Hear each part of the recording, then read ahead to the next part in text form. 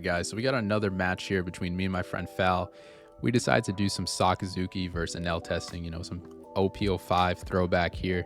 I've always played Enel, loved it since '05, won a case tourney with it, saw a lot of success. Fal kind of wanted to see where Sakazuki felt for him in '06, see where that's at.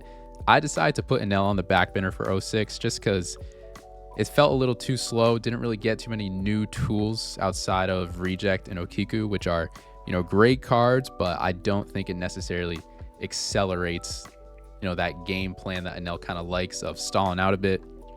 I always personally liked playing my Enel aggressive, keeping that sort of pressure on my opponent and just relying on that leader skill for the defensive aspects, regaining that life defensively while also building just big bodies across the board.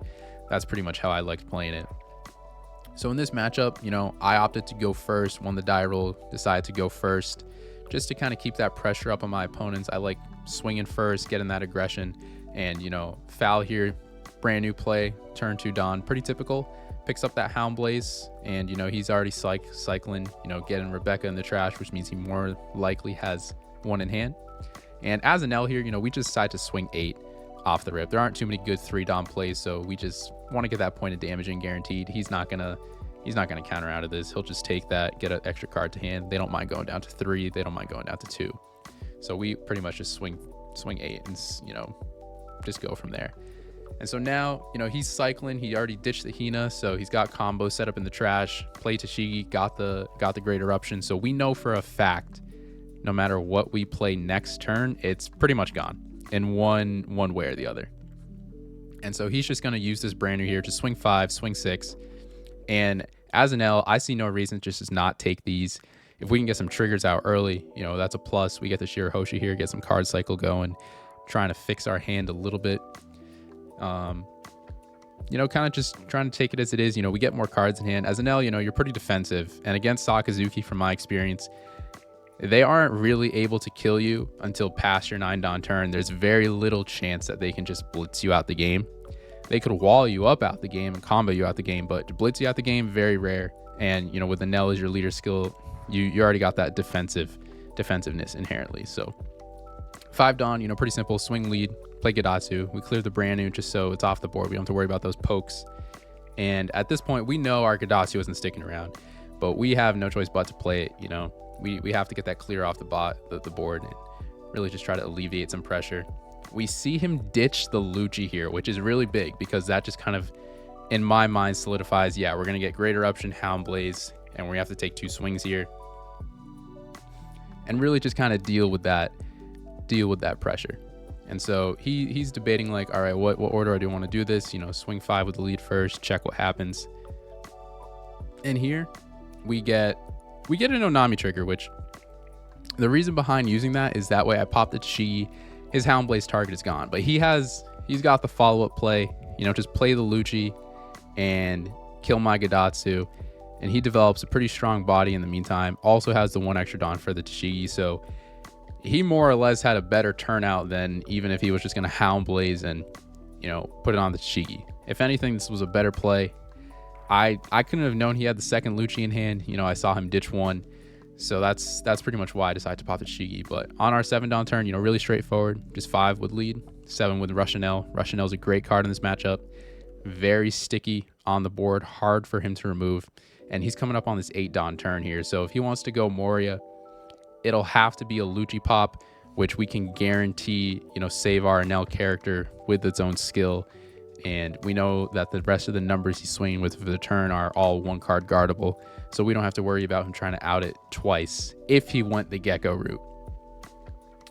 Hina, Rebecca, Lucci, Hina, Rebecca, Hound Blaze, still as great a combo as ever. And he gets the Rebecca and the Hina on the board, minuses on the Enel. He's poking at life, so he's eating away at my resources for sure. He's up in the Tashigi, attempting to bot deck the Enel. We pretty much have to keep this thing on the board. It's our only sense of pressure right now, and if that goes, then I think our whole chance of winning the game goes, because we need as many big body units on board as possible. That way he can only out at most 1 a turn, and we still have those big bodies to clean up afterwards. And so here, he buffed the Tashigi. He's poking us down, and at this point, he's going to swing 5 at lead, and we have to counter out of everything here, whether it's life or the Enel, since we already used the leader skill, and we already saved with the Enel. So we just have to hard ditch cards from hand, which sucks because our resources are really going down thin. He got pretty much four or five cards out of our hand in just that one turn. And at this point, we got the 9-Dom play, we got the Yamato, so KO the Hina, gain a life back. So I thought at this point, we were stabilizing a little bit. Just swing 5 with lead, 7 with an L. But he's got the Rebecca on board, he's got the Lucci on board. I opted to just swing into lead just to try to pressure down his life, so maybe we can reject him next turn and just kind of blitz him out the game at that point. But he's got the counter in hand, he's got the blocker on board, so putting that aggressive pressure right then wasn't quite an option. And so we see here, 10 Don turn for him. Sakazuki with 10 Don, there's a lot of plays they can do. If you got the Gecko, if you got a removal card in hand, you're more or less guaranteed clearing something off the board. So he's going to end up having the Gecko here. We know he's got the Rebecca in trash. We know he's got the Hina in trash. And we know he's got the Helmeppo in trash. So this Yamato, I already had a feeling was just going to go. It's such a straightforward play. Get the -7 going on the Yamato, and then just 2-cost event, and that thing is gone. So he developed 3 bodies on board, one of them a blocker. He's still got the Lucci. He's got a swingable body in Hina, and he's got, big character in Gecko Moria. And one of our only hopes of really winning the game just got bot decked. So it's not looking great. We're at 2 life, but we've only got 3 or 4 cards in hand, and, 1 Enel character and a Shirahoshi on board. So we're definitely feeling the pressure. This Shirahoshi is nice, just some more cycle. I think at this point I would rather see like a actual playable body at this point, whether it's Kiku out life or a Cracker out life. I would much rather see one of those. That way it can kind of put up some pressure. But we do get some card cycle, so we are trying to see like, all right, what can we do here? What plays do I got? And what you'll see here is there's a time period where I'm debating, can I just go for game here? I'm pretty sure I got the Amaru in hand. I'm pretty sure I got the reject in hand. So is there a way that I can just blitz out this game with my leader and Enel? And so I'm trying to figure out the math. And what you'll see me here is play the Amaru, rest his Hina, but then I'm just like, hold up, wait a minute. I think my math is wrong. So, me and him, we're just testing. It's not super serious. So I'm just trying to figure out this math, trying to see, is it possible? Am I doing things right here? And so I'll end up playing the Amaru, sort of seeing like, yeah, is this going to work? Is this not going to work? And it is not going to work. He's got 2 life, too many cards in hand. There's very little chance I'd be able to blitz him out the game here. And, he lets me take it back because, we're just playing for fun, just really trying to figure out, what's optimal, what's not. So, we give that to each other back and forth because the whole purpose of this is getting better. And so if we're not doing an optimal play, it's cool if we take it back and, try to figure out what can we do better? Where can we go from here? So I end up taking that back.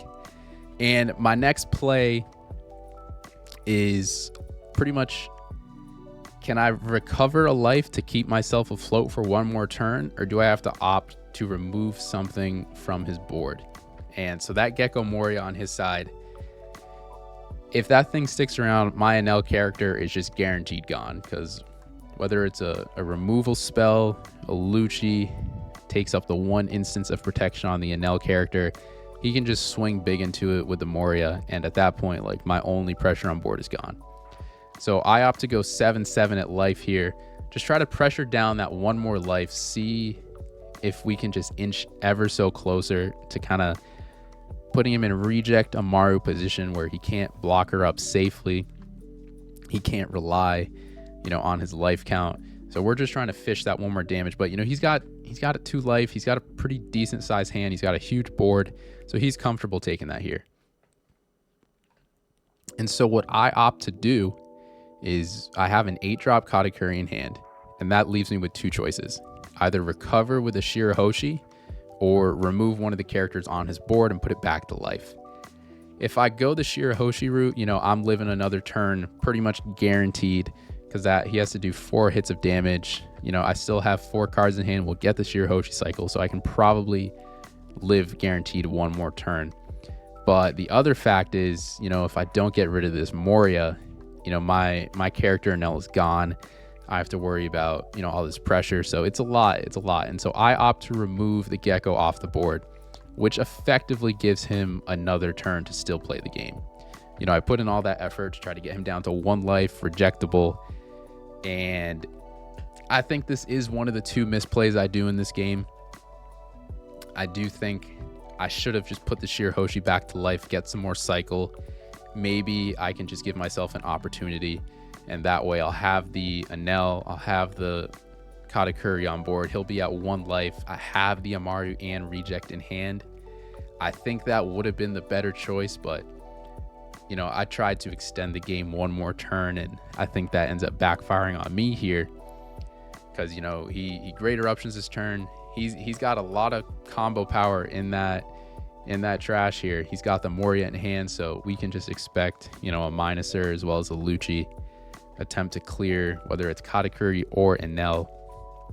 And he opts for the Enel, which is a good move, because in this scenario it'll make me burn my leader skill this early, which is a bit scary. You know, he's making me use up pretty much all the resources I got, just poking me at life now. And this is the other misplay. I didn't notice that he had that 1 extra Dawn up. I'm assuming he can only just, you know, 1 card guard every attack here. 5 with Hina, 5 with leader. I can just 1 card guard all these, and you know, it'll be fine. And I didn't see that Dawn, so I didn't assume he could clear my Enel. And then he just puts the 1 Dawn on Lucci, clears my Enel, and at that point, you know, it's pretty much game. I ditch my reject and Amaru for the Amaru trigger, which is debatable. You know, I wouldn't have been able to counter out of the Lucci, so I figured I might as well use this trigger so he can't kill me. But that pretty much sealed the deal in regards to living. So he pretty much had this game on lock. You know, I think he saw pretty much everything he needed. I had those 2 misplays, which I don't know if I would have won the game if I did things differently, but probably would have been in a slightly better position. And so at this point, you know, I know math wise it's just not possible. He can definitely get out of a 7k swing with a Shirahoshi, and that would pretty much be my only chance of trying to close out the game and win it. He's got a fair amount of cards in hand, double 2ks there. So we know for a fact that, yeah, that's wraps. And so he ends up taking game number 1. You know, pretty good showing from his part. I think he really displayed, you know, what Sakazuki can do, cleared pretty much everything he needed to off my board. And, you know, that was me trying to get back into the flow of Enel things. Definitely had some misplays that I don't think I would do if I was playing the deck actively, but, you know, definitely good things to reflect on and learn. And so this is kind of just us going over, like, yeah, it would have been possible to go for game there, probably not. But yeah, so we'll see in game number 2 of the best of 3 series if we can get it to a game 3. Really appreciate you guys sort of checking out these videos, watching these videos. They got a lot of good retention, and I appreciate the interest in these, and I enjoy doing them. You know, it's us play testing and, you know, giving some weather, you know, always good plays or some misplays here and there, but it was a lot of fun. So appreciate you guys, and hope you stay tuned and check out the rest of the vids.